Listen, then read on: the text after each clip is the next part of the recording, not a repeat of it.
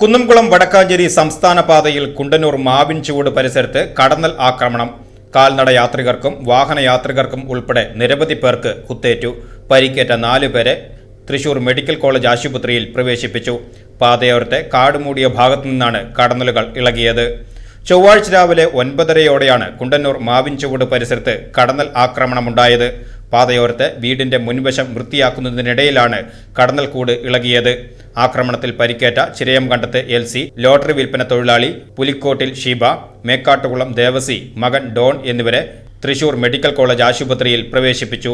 ഇവരെ രക്ഷിക്കാൻ ശ്രമിച്ച എരുമപ്പെട്ടി സ്വദേശി പ്രസാദിനും കുത്തേറ്റു.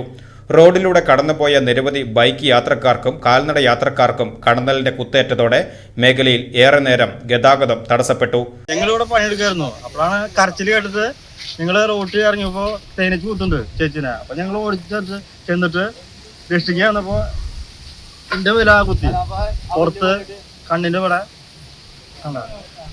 പിന്നെ ബാക്കില് ഇല്ലായിരുന്നു കുത്തിയിട്ട്. അപ്പോഴേക്കും ആകെ എന്നെ വളഞ്ഞപ്പോ ഞാൻ അങ്ങോട്ട് ഓടി പോന്നു.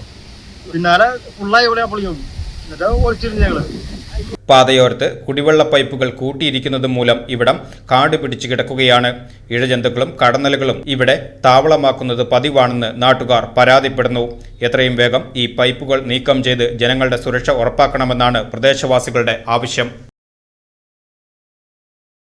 കേരളമൊട്ടാകെ വിലക്കുറവിന്റെ വിസ്മയം തീർത്ത് കിലോ ബസാർ ഇനി വടക്കാഞ്ചേരിയിലും. വീട് പണിയുന്നവർക്കിനി ആശ്വസിക്കാം. ക്വാളിറ്റി ചെക്ക് കഴിഞ്ഞ ബ്രാൻഡഡ് ബാത്റൂം ഫിറ്റിംഗ്സും കിച്ചൺ ഫിറ്റിംഗ്സും മാർക്കറ്റിൽ കിട്ടുന്നതിലും പകുതി വിലയിൽ. കിലോ ബസാർ വടക്കാഞ്ചേരി, നിയർ ബ്ലോക്ക് ഓഫീസ്, അകമല.